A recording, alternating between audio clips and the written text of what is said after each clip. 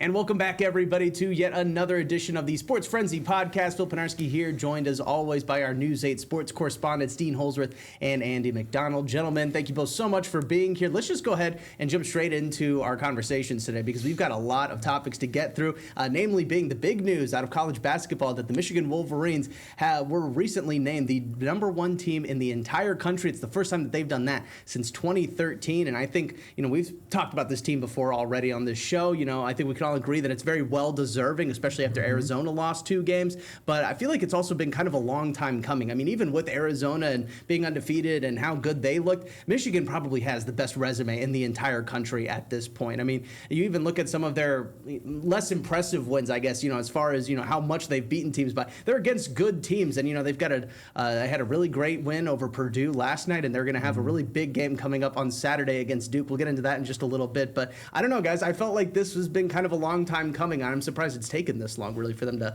kind of reach #1 this season. Yeah, definitely. I mean, they've obviously played like they've been Right. should be #1 all year, right? Especially some, the big road win against Purdue, obviously beating Michigan State when they were ranked in the top 10, 15, whatever it was. So, they've had some really, really big wins. And, the Wisconsin game is still the only one they've lost, and that's the one that my daughters went to. So, I still remind them of that all the time. Michigan still hasn't lost since you guys went to a game. Right. So, make sure you stay away. But, no, very deserving of this #1 ranking. And, yeah, brutal stretch the next couple of weeks to finish up the Big Ten season.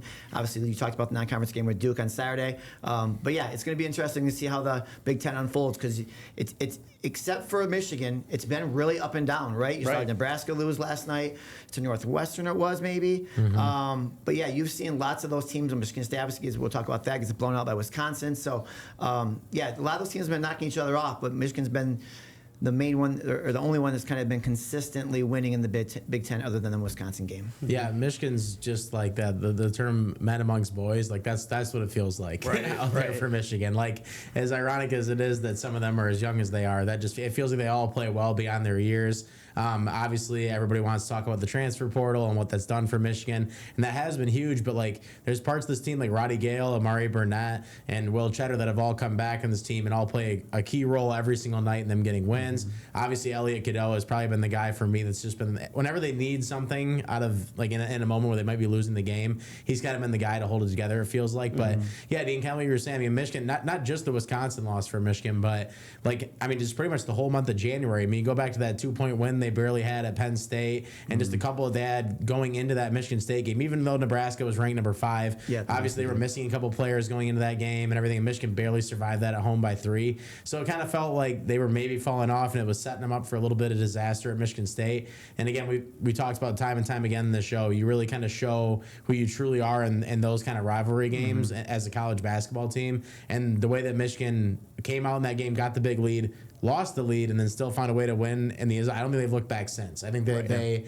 haven't seen. There's nothing they haven't seen after winning in that environment. That's why last night, Mackey Arena, it's a place that Michigan the last 2 years has gotten beat by a combined over 50 points.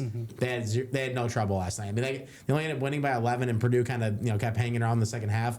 That was in Michigan's control the entire time. Obviously, the crowd was chanting all the explicits at Yaxel and everything, which he earned that based off what he said. But like, he did back it up because he had a very good game, and so did Michigan. Like, there's just nothing that really phases this team. And at this point, it feels like if they don't make the Final Four, it's a gigantic disappointment for this season. That's just what it is. Yeah, I mean, just how impressive they've been. I think even not making it to the Sweet 16. I mean, any kind of early. Yeah. I think they have to make it. They have to make it at least halfway through that second weekend. They cannot get bounced early. Otherwise, what was this all for, really? In Ken Palm's rankings, they're 20 points higher than the next team, like in the rank, which is like one of the highest that it's ever seen. Yeah, I heard that today. The first team on the bubble that's behind the team that's ranked second in Ken Palm, Ohio State right now, they're less points back from the #2 team than Michigan is ahead of the #2 team at #1. Like, it's obnoxious, like how like the scales for college basketball. This might be one of the best teams like ever assembled. I'm sure that everybody will call me a homer for saying that, but really you can just look up the numbers. Like, they're one of the best as of right now. I mean, things could change, but I don't see it changing, and right now they're unstoppable, and they're probably going to win a Big Ten regular season title. So the number of double-digit wins that they've had is extraordinary. It's insane, man. I mean, the against ranked teams, it's obnoxious what they've done. I think I saw something where it was like Michigan against other Big Ten teams, like double-digit wins. They have 12. I think that's more than any other Big Ten team has just in Big Ten wins alone. Right. It's just crazy what they're doing right now. And obviously, the transfer portal does point to a lot of that, but you still have to get these guys. There's plenty of other schools that have money to get people to go there. The fact that Dusty's been able to get the players that he wanted to come there and coach them to all play together, that's what's the most impressive part about what he's done to me. Absolutely. All right, well, let's kind of focus a little bit to Saturday because, like we said, Michigan did best Purdue last night. They won 91-80 on the road there. But Saturday, it's going to be an electric atmosphere as the Wolverines take on the Duke Blue Devils. But that's not the only top 4 matchup that's going to be happening because you also happen to have number 2 Arizona taking on number 4 Houston on that same day. So it's going to, it very well could be. I mean, those would be the number 1 seeds right now. Obviously, Wolverines coming into the game versus Duke as 2.5-point favorites in that one. What is that game really going to come down to, or what are you guys going to be really looking for in that one? Well, I think Dusty last night kind of pointed to like it being like, I don't know, he kind of said like that one doesn't really count for as much, I guess, when it comes to like the Big Ten standings and stuff like that. But like this is one of those games they're going to treat like a Sweet 16 game. I mean, he said that they're taking an off day today for the first time they've had in a while, and they're going to try to have a short prep just so that way they can kind of prepare like this would be going into a Sweet 16 game. Yeah. I think that might be one of the most strategic and cool things I've ever heard a coach say in my life, to be honest with you. Like that's awesome that they're treating it like this to see if they can execute it and then learn. He's like, if we win, great, we know what we're doing. If we lose, like we use it for the future, basically. But don't kid yourself. Like those players on the floor, they want to win that game. Like they know how much this one means, like from a national standpoint, and just people watching, and like they want to keep the number 1 ranking. So even though they don't want to, they want to keep it. So again, Matt Painter kind of said it last night. Purdue is the preseason number 1. Michigan's the number 1 right now, and he just kind of said like they've earned that. Like nobody's beaten that team. They keep playing the way they're playing. I don't think Michigan wants to do anything to slow that down. Yeah, there are people out there, pundits, that say like Michigan hasn't really played anybody like really good, like to Duke standard, I guess. Yes. And so like they're like, well, they're really looking forward to seeing how Michigan is going to match up against this Duke team, right? Yeah. And I do think it's going to be a great game, but win or lose, I think it's going to benefit Michigan both ways, right? If they lose, all right, that's fine, right? You lost to a really good team. Use that as a little motivation going forward of stuff you still need to work on to get ready for the tournament or ready for the last stretch of the Big Ten run. And if they win, they're like you said, they're just proving why they're the number 1 team in the country. Neutral site, Washington, D.C. It's going to be electric. Yeah, no, it's I don't know. I have heard, I remember hearing that kind of leading in the Michigan State game that Michigan maybe hadn't played enough good competition. Yep. At this point, I don't know how you can argue it. I'd be willing to put that against anything else I'd ever bet in my life that Michigan won't lose this game by like 20 points. That just doesn't seem even possible with the way they play basketball. So no, definitely. Well, I mean, it's going to be just an awesome game. I mean, and again, how rare is it that you have these, top 4 interconference matchups this late in the season? I mean, we are a couple days away from March even, and we're already getting kind of like a little bit of an appetizer, I guess, to March Madness. So again, I'm super excited. Saturday is going to be such a fun day. It's really good for college basketball. Absolutely, definitely. But kind of on the flip side of that, sticking with college hoops now. I mean, MSU is in a bit of a slump, a little bit. They've lost 3 of their last 5. What's really been the issue though in East Lansing? I mean, we saw them beat a top 5 Illinois team this past weekend, but again, they have suffered losses to Minnesota and Wisconsin, who also has bested Michigan already this year. I mean, what is really going on with the Spartans, and are you guys worried about it at all? I just think inconsistencies, right? I think they're just very inconsistent basketball team, right? They show up, at times. Obviously, the UCLA game last night, I think obviously they're coming off that Wisconsin loss, so they had something to prove. Right. But yeah, it's just when they start slow, they never seem to kind of regain that momentum, right?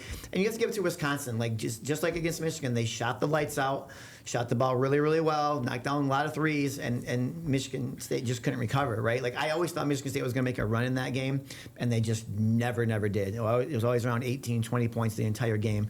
And obviously I wouldn't like to be in practice after that Wisconsin game, so Izzo was probably really fired up, and Right. obviously did have him ready to play against UCLA. So that's just a team that you never know what you're going to get from game to game. So it'll be interesting how they approach the next couple of weeks. I mean, 21-5 is a very good, respectable record, but obviously it's not as satisfying to Izzo at this point of the season. Yeah, I think Michigan State's a good basketball team. I don't think they're a great one. I think that's what separates them from. I think we're starting to kind of figure out who they are. And yeah, it's a good bounce back win against UCLA, but I think it'd be pretty hard to lose to UCLA right now with the way that things have kind of been going over there for them. So I feel like they're in their own heads more in a bad way than Michigan State could even possibly be. So yeah, I mean, some of the losses have been bad. Wisconsin's worked their way into the top 25 now. They're one of those teams that they kind of had a bad start to the season, but I mean they've beat plenty of ranked teams now, and I think they're just as good as a lot of the teams in the Big Ten. Obviously, Michigan's got a little bit of a space bar below them, it seems like right now, but.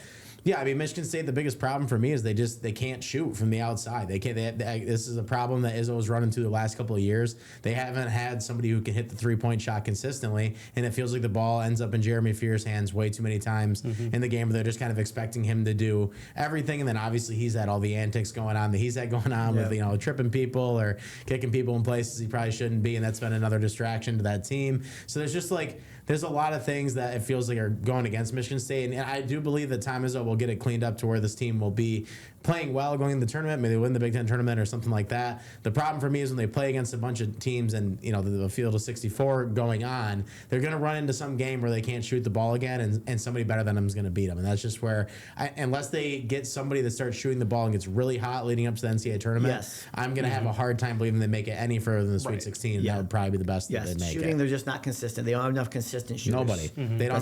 That's where you look at it, and you as a Michigan State fan, you can say, oh well, Tom Izzo's trying to save basketball, and I think this is worse. Sometimes you got to admit you got to adapt a little bit, because everybody says that Michigan spent so much money when it comes to college. Whether they did, they probably did spend a little bit more than Michigan State.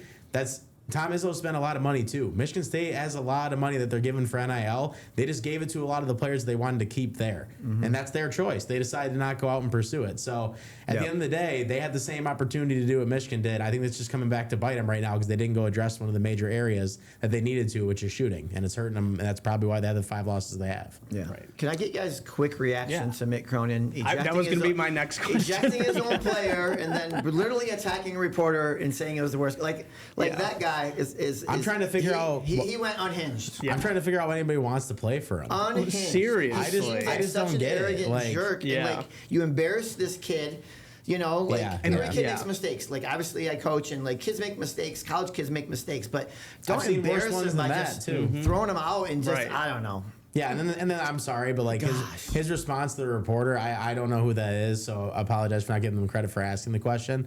That is not the dumbest question that he's heard since he's been a coach. That is such a the student section was saying stuff, whatever they were like. That is a question you could ask somebody. It's not like he doesn't hear it, and he can say that, oh, I coach for UCLA, I don't coach for Michigan State. Sure, you can say that you don't care what their students say. It's not a dumb question to ask. That was just ridiculous. I don't get this guy. I don't understand him at all. And whenever UCLA sees in him, it's kind of crazy to me. Honestly, it feels like to me, I'd be shocked if he kept his job at the end of this year with all the bad energy he's been bringing towards that program. Why would you want to keep him? If they do, I don't know what's going on behind closed doors that I'm not seeing. But the amazing stat was UCLA hadn't lost back-to-back games by 20 points or more since 1945-46. Wow, that's crazy. Which was a crazy stat to me. Yeah, that's the thing. Their record is 17-9, 17-10, whatever. It's not like they're not they have a chance to make the NCAA tournament, but yeah, it just feels like whenever this team loses, he did this last year to some kid. I can't remember what the comment was exactly, but he kind of just threw his players under the bus completely. There's a difference between, until this year, Tom Izzo's kind of been, I don't think he's been hard enough on some of his players in some of his press conferences. In the past, he's kind of been it's on this kid, and I addressed it. Where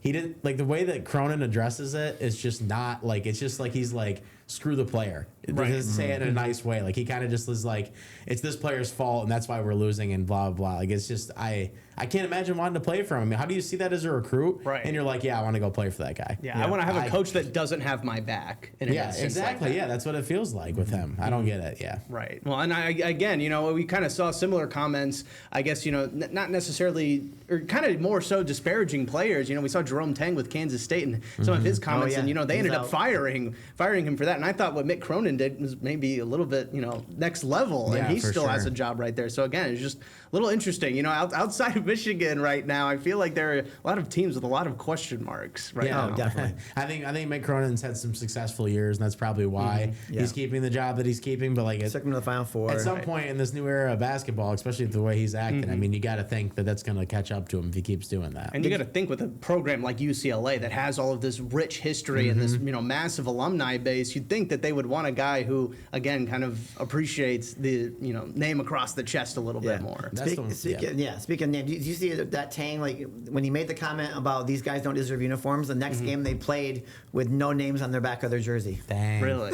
He was so nice. Just take the names off. Right. So wow, that's wild. It's wild. All right, well, let's stick with the hardwood now, but go from college basketball to go back to the NBA. Of course, All-Star Weekend was this past weekend, and it was a lot of fun. I actually enjoyed myself this weekend, which I honestly can say that I haven't had in quite some time with the All-Star Weekend. We, of course, talk a little bit more about it in this week's episode of NBA. Be sure to check it out right now on Wood TV+. But, guys, let's first talk about the format for the All-Star Game, because it was a little bit different. Instead of East versus West and having two separate teams, you had three teams. You had two teams made up of players from the United States and one world team that had all of the international players. Did you guys kind of like that format? They each played two or three games, depending on how well they did. Did you guys like that a little bit more than maybe past years? Yeah, I think I did. I think that coming into this All-Star game, I kind of didn't know what to expect from it, but I think you saw more effort from the players overall than you have in events in the past, and it kind of seems like something that could stick and be formidable they could use in the future. So, yeah, I think that overall, but I think that's kind of almost maybe they looked into what hockey did a little bit last year at the Four Nations thing, and they were like, maybe that'd be a good idea if we did it. I think it is, because now in the NBA with some of the talent that they've had with Luka and the Joker and stuff like that, I mean, those are some of the best players, if not the best players in the NBA.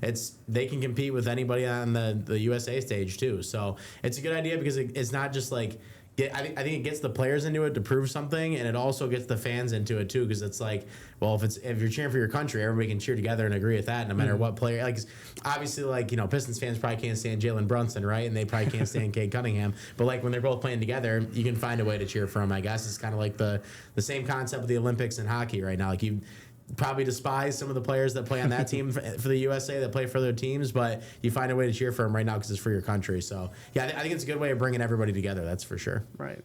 Yeah, I like the fact that it was very competitive, right? Like the first two quarters came down to basically, the last second shots to win, with obviously Duren and Cade having a say in the second quarter, or second quarter there. But no, I liked it. That it was very competitive, and there was actually defense played. Right. I think we've grown tired of just the slam dunks and no one playing defense and letting them do everything and shooting the threes from the logo. Wemby was obviously visibly upset that they lost, right? And I think as a competitor, that's what you want, and that's what fans want to see. Like I don't think in this day and age they want to see all the dunks and the long 3-pointers and just people guys jacking it up. That's I don't know. That's, for me at least, that's just not fun. So the competitive nature of the game was fun to watch, and hopefully it continues. Absolutely. Yeah, no, it was just fun and just so competitive, and there were a lot of great moments all throughout it. And it was really cool to see, again, Cade Cunningham, Jalen Duren, and JB Bickerstaff and their whole team win the Ultimate All-Star game. It was fun to see them perform really well, get a lot of playing time, see some of our familiar faces, and that kind of brings us now to talk about the Pistons going into the back half of the All-Star break now. Again, they still have a couple days off before they're back in action, but they've got a crazy stretch post-All-Star break. I mean, they play the Spurs twice over the next 8 or 10 games, I believe. Play the Spurs twice. They play Oklahoma City. They play the Knicks. They play the Cavaliers twice. How can they keep atop the East as they are right now? They've got a pretty healthy lead going into that. But again, a really tough stretch coming up for them. And a couple of guys, Jalen Duren and Isaiah Stewart, will be missing more than a couple of games due to that suspension that they got back in the Charlotte aftermath. So again, how are they able to stay alive and stay atop the East, especially with this tough stretch coming up? Yeah, I think staying healthy. I mean, the one thing you couldn't miss was Jalen Duren's shoes from the NBA All-Star game, by the way. So bright as can be, you couldn't miss them. Yeah, seriously. But no, I think just staying healthy, and obviously they need their supporting cast. They need their bench to kind of step up like they have all year and kind of fill those roles that are missing with Jalen for one more game, right? Yeah. Yep, one more game for Jalen. He's not for one more. And then obviously Stewart. But I think this is going to be good for the Pistons to kind of come out right out of the gate, and they still have a lot to prove, right? I think a lot of teams still don't see the Pistons as that favorite to win the NBA Finals, right?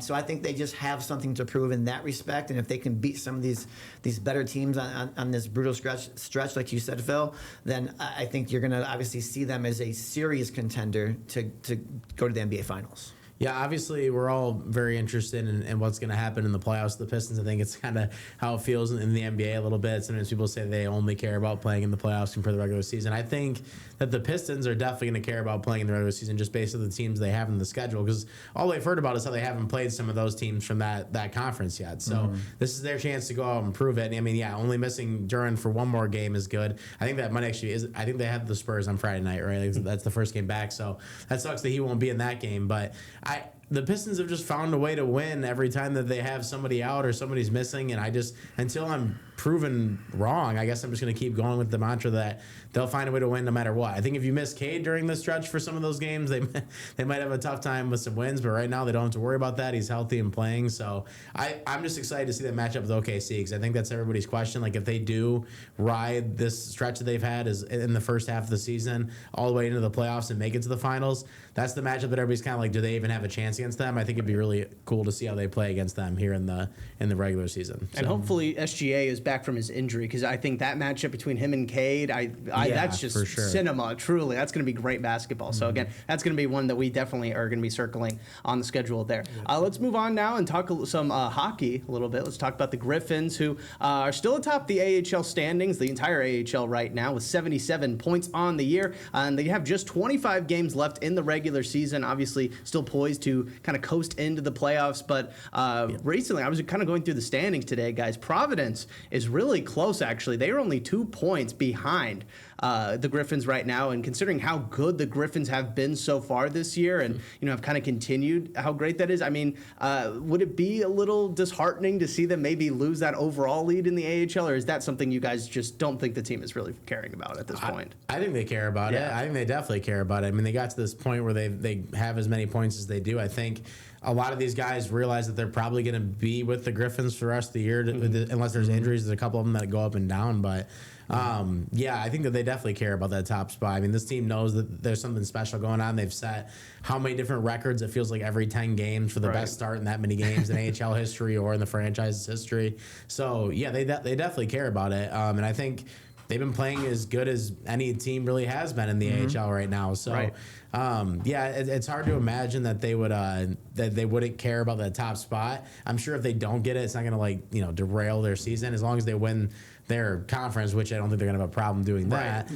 That's the most important thing probably to them, because then it's not like whoever takes over that top spot for them, the teams that are kind of fighting for them, they have a chance to maybe play against them in the Calder Cup finals. So I think at this point it's focus and get the regular season, win the conference, and then in the playoffs at this point, I feel like it'd be a complete dud if they didn't at least make it to the conference finals and play in that. So they have a lot still in front of them, but they've done a good job locking it back in after having a few. Like we talked about a little bit, they were playing a little bit more 500 hockey a little bit ago. I think they've won the last 4 or 5 or 5 or 6, something like that. So they're on a 3-game winning streak. They're back to playing good hockey again. They've been blowing teams out, so hopefully they can keep it going.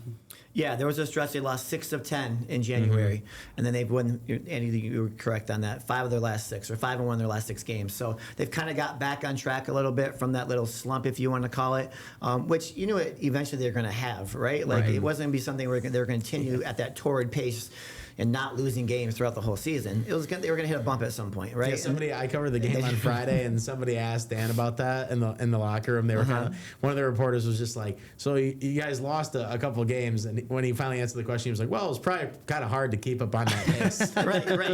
Like no team's going to do that. Right. Well, maybe the Whitecaps kind of try to do that. Sure. I mean, some of the Griffins, really, if you think about it, their losses are still what they are. I mean, it's ridiculous what they've done. Yeah. But no, they're back on track a little bit, and like Andy said, I think you just kind of prepare for the playoffs, stay healthy once again. Obviously, that's going to be an important key, and then make that push for the Calder Cup. Because if they don't make a deep run, I think it would be a disappointing season for the Griffins overall. Their captain Dom Shine, he cares about getting this team to that point. Right.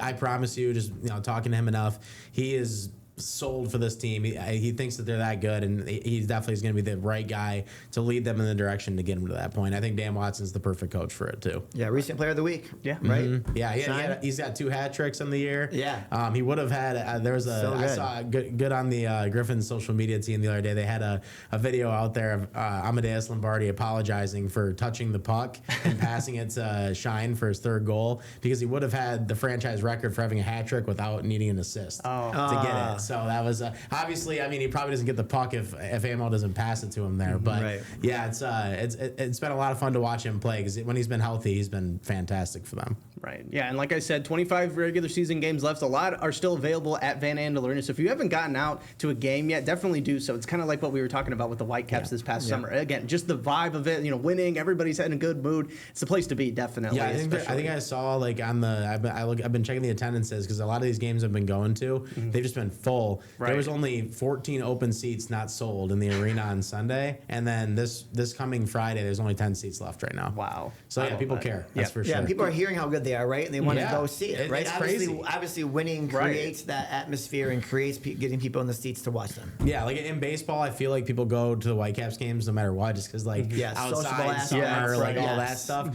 With the Griffins, like they always have gotten good crowds. This year's different, man. The vibe is like people want to go to these games to watch them play, and I think that's because a lot of the players that are doing it too also have a chance to be a part of this organization going forward. So yeah, it's not just $2 beers. No, yeah, exactly. They're putting people in the stands on Friday. Yeah, No, there are lots of reasons to go to different. Sorry. Yeah, for sure. Can't forget it. Right. All right. Well, let's keep up with this cold theme and kind of talk about some Winter Olympics now, namely being the controversy in the curling world right now. We had to talk about it because it is such a bizarre story, really. I mean, it was a match between Team Canada and Team Sweden, and there was some debate, some disputes going on about some potential cheating with the Canadian team, touching the stone as it's kind of gliding past, and there was some pretty adult language used in that confrontation between the two teams. Guys, I mean, how funny is this though? I mean, just kind of having this around curling, and curling is kind of known as like being a very polite, gentlemanly sport. And, you guys, you hear all these expletives kind of flying through the broadcast. And again, there's a lot of controversy right now, even so much that, the Olympics and even the Curling Federation have had to step in and, kind of give their 2 cents as well. You can't touch the stone, right? That's the rule. And that's what they've said. At the end of the day, that's cheating, right? I mean, like, I don't know how much of a difference it even makes, like, at all. Maybe it doesn't make any, but the fact is you can't do it. They caught him doing it. And my question is, why can't you go to replay? Like, why are we not allowed to look at this again and then call them out for doing that? Because if you're not allowed to touch the stone, I feel like that should just be called what it is. That's against the rules, right? Right. Well, that kind of plays into the gentlemanly aspect of this, because it is kind of like, it's like when you're playing pickup basketball, you kind of call your own fouls. That is what they have set up for curling, even at the Olympic level, which is so, again, it's just bizarre to me. It's like when you look back at like old NFL games, they're like, we can't use instant replay on that. It's like, but I'm watching the instant replay right now. It's just crazy. Yeah, I mean, curling's just one of those sports that nobody, like, outside Canada, they pay attention to it for sure. But like here in America, I feel like nobody really pays attention to it until the Olympics come around, because we have so many other sports options and things like that. And then everybody wants to be the curling expert. I'm definitely not that, but I'm just saying, if that's the rule and you touch it, it seems like to me that's an issue. So I don't know. You're changing the course of it. Have you been able to watch any of it though? Have either of you guys watched? Yeah, I love it. I watched it all weekend. It was great. You're just having it on in the background. Watching them go as hard as they go for it, I feel like that sport is like quietly grown over like the past 10 years more than I even knew about. At least in America, for sure. Yeah, you can't have a Olympics without controversy, right? Yeah, I feel like in any Olympics you're going to have something. Like the Ukrainian guy with the helmet, they wouldn't let him wear it, so he didn't do it. So yeah, there's always going to be something, and you wouldn't think it would be curling. Right. That's kind of the big story. But things like this are going to happen. So they should have instant replay and say, hey, yep, you did it. Admit that you did it. And go from there. And just there's kids watching curling, so like the language just has to be, Yeah, I mean, you gotta watch that, right? It's like I said, I think we asked about like what our favorite like random sport is. It definitely is curling for me when it comes to the Olympics. I just love how hard they go for it. But I think what we've been seeing in hockey's been pretty good so far too. And obviously we're recording this on Wednesday, but that Canada game that was pretty close today too. Right? I thought, almost an upset. Seriously, I thought the Czechs had them there for a second, but they didn't get. That would have paved the way for the U.S. Like hopefully they win today as we're recording. They're playing right now as we're recording this, so who knows? But. Yeah, we're going to be keeping a close eye, obviously, on the men's side of the ice hockey championships going on right now with the Olympics. Real quick, though, while we still have some time, I mean, real quick, guys, women's team, they're taking on Canada in the gold medal game on Thursday. That's going to be a really hotly contested matchup there. Who do you guys have winning the gold medal in that one? U.S. I think that they've been far and away better than anybody they've played. I think they outscoring people 31-1. Have not given up a goal. They have not given up a goal. It's insane how they've been doing so far. So yeah, they're a lot of fun to watch, and I can't see it going any other way. Yep, U.S. wins 3-0. All right. Love that. All right. Well, we'll be sure to recap everything Olympics related as well as everything sports related. Yes, yes. See, he wore the appropriate shirt today. And quick shout out for the Griffins that we didn't mention. Edward Trailmax, he's playing for Latvia. Yes. He's got more goals than anybody in the organization in the Olympics right now. So that's incredible. pretty cool. Yeah, so he's doing absolutely. well. Congrats to him. And again, we are going to be breaking everything down for you guys again next week right here on the Sports Frenzy podcast. For Dean, Andy, and myself, I want to thank you all so much for tuning in to the latest edition of Sports Frenzy. We'll see you again next time.